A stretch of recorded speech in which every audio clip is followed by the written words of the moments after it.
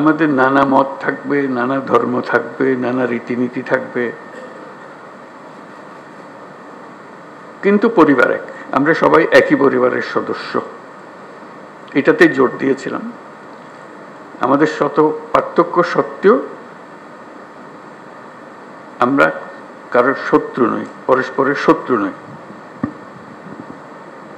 আমরা এক জায়গাতে এক কাতারে ওইখানে চলে আসি যখন আমাদের জাতীয়তার প্রশ্ন আছে, আমাদের পরিচয়ের প্রশ্ন আছে। আমরা বাংলাদেশি, আমরা এক পরিবারের সদস্য। তারপরে যখন শপথ গ্রহণ করলাম তখন থেকেই শোনা আরম্ভ করলাম যে সংখ্যালঘুদের উপরে অত্যাচার হয়েছে। তো আমার মনটা খারাপ হয়ে গেল। একটু আগে বললাম আমি এই কথা, এখন বলেছি অত্যাচার হয়েছে। এর পরে আমি ঢাকেশ্বরী মন্দিরে গেলাম, আপনারা ছিলেন। সেখানেও একই কথা বললাম যে আমরা একই পরিবারের সদস্য, এবং বলছে যে আমরা অন্য সব দাবি দেওয়া বাদ দিল, একটা দাবি আমাদের একদম পরিষ্কার, আমাদের সবার সমান অধিকার,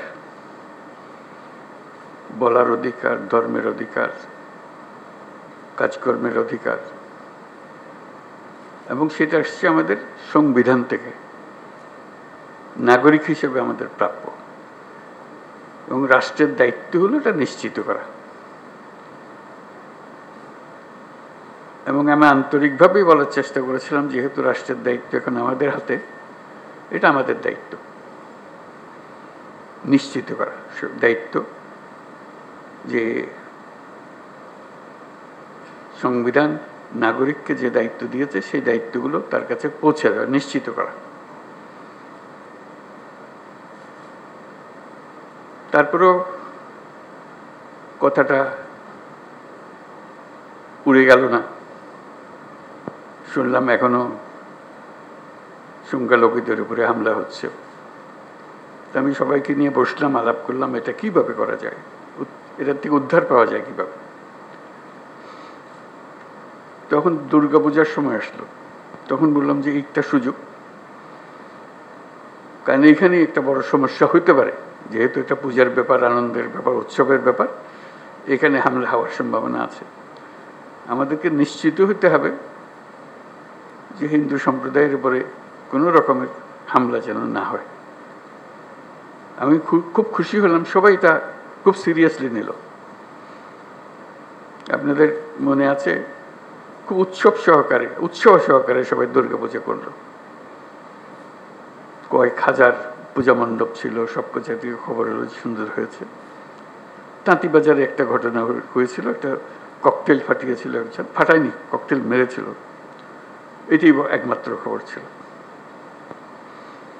তবু আনন্দিত হয়েছিলাম, নিশ্চিত হয়েছিলাম এই জন্য যে আমরা সবাই একযোগে, এবং সেখানে সবাই যোগদান করেছে। এটা শুধু হিন্দু সম্প্রদায়ের উৎসবের বিষয় ছিল না, এটা পুরা জাতীয় উৎসবে পরিণত হয়েছিল। সবাই উৎসব করেছে, ছেলে মেয়েরা গেছে, বুড়া বুড়িরা গেছে, মুসল্লিরা গেছে, মৌলানারা গেছে, সবাই গেছে, আনন্দ সহকারে করেছে।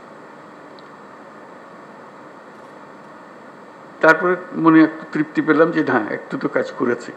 এলো ভিশন মুশকিল আসান অফার। যে কোনো ব্র্যান্ডের পুরনো ফ্রিজ নিয়ে চলে আসুন ভিশন শোরুমে আর নিয়ে যান নতুন ভিশন ফ্রিজ 20% পর্যন্ত ছাড়। এখন আবার নতুন কথা, হামলা হচ্ছে, অত্যাচারিত হচ্ছে, এবং বিদেশি গণমাধ্যমে না, এটা প্রচার মাধ্যমে বলবো, প্রচার মাধ্যমে প্রচারিত হচ্ছে যে এটা হচ্ছে। তা আমি খোঁজ নিচ্ছি যে কেন হচ্ছে, কি হচ্ছে, সব দিক থেকে খবর যে না হচ্ছে না। ওই যে এক খবর হলো হচ্ছে, আর খবর হলো হচ্ছে না, মাঝখানে একটা ফাঁক থেকে যাচ্ছে, এটা ঠিক না, এটার অবসান হতে হবে। আমাদেরকে যে তথ্য আমরা পাচ্ছি সেই তথ্য ভুল হতে পারে, কাজে তথ্যের উপরে ভরসা করে বসে থাকলে কিছু নাই, এটা অন্ধের মতো বসে থাকার মতো। আমাদেরকে ভেতরে গিয়ে দেখতে হবে প্রকৃত ঘটনাটাকে, তথ্যের মধ্যে গরমিল কেন, তা কি ওরা যা বলছে সেটা মিথ্যা প্রচার, না আমরা যা বলছি সেটা মিথ্যা প্রচার? সত্যটা কোথায়? এই সত্য, প্রথম কথা হলো আমাদের লক্ষ্যের মধ্যে কোনো ফারাক নেই, কোনো গোলমাল নাই, এটা আপনাদেরকে নিশ্চিত করা। এবং তথ্যগুলো কিভাবে আমরা পাবো, কি ঘটনা ঘটছে সেটা আমাদের জানা, প্রকৃত তথ্য। অনেক সময় সরকারি তথ্যের উপরে ভরসা করা যায় না, কর্তা যা চায় সেভাবেই বলে দেয়, আসলটা মন খুলে বলতে চায় না, তো যেহেতু কর্তা নারাজ হবে তাতে। আমরা আসল খবরটা জানতে চাই, কিভাবে জানতে চাই, এবং সেই প্রক্রিয়াটা প্রতিষ্ঠিত করতে চাই। এটা শুধু আজকের দুদিনের গোলমালের কারণে একটু চঞ্চল হয়ে কথা বলছি তা না, প্রকৃত পক্ষে এটা স্টাবলিশ করতে চাই যে ঘটনা ঘটতে পারে। এটা এত বড় একটা দেশের মধ্যে কত রকমের কাণ্ড, তার মধ্যে একটা কাণ্ড হয়ে গেছে, হয়ে গেলে তাৎক্ষণিকভাবে যেন খবরটা পাওয়া যায় এবং সেটা সমাধান করা যায়। যে দিক থেকে দোষী দোষী, তাকে বিচারের আওতায় আনতে হবে, এটাই হলো সরকারের দায়িত্ব। প্রথম কথা হলো যে এটা না হওয়াটা পরিবেশ সৃষ্টি করা, একটা যদি হয়ে যায় তাকে তাৎক্ষণিকভাবে সেটার প্রতিকারের ব্যবস্থা করা, এটাই হলো। আমি যা বলছি আমার মনে হয় বাংলাদেশের বেশিরভাগ মানুষ তাই মনে করে, এভাবে হওয়া উচিত। যে আমরা যেহেতু এক পরিবারের মানুষ, কাজে এক পরিবারের মানুষ হিসেবে আমাদের সামগ্রিক দায়িত্বটা যেন আমরা পালন করতে পারি, সেই পারিবারিক দায়িত্বটা আমরা যেন সম্পন্ন করতে পারি। সেখানে তথ্যটা হলো বড় বিষয়, এবং প্রতিকার। একটা হলো তথ্য, একটা হলো প্রতিকার। আমি পেলাম তথ্য, প্রতিকার পাচ্ছে না, এটা সমাধান করতে হবে। একটা সমস্যা হয়ে গেলে সেটা সমাধান করতে হবে। সেই সমাধানটা আমরা কীভাবে করবো?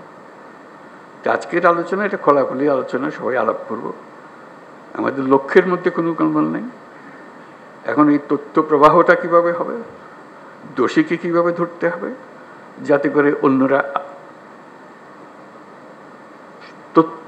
মেসেজটা পেয়ে যায় যে এখানে গোলমাল করে সুবিধা হবে না, বিপদে পড়বে, তার পরিবার জেনে যায়, তার প্রতিবেশী জেনে যায় যে সে ধরা পড়ছে, এবং ভবিষ্যতে কেউ উৎসাহিত না হবে।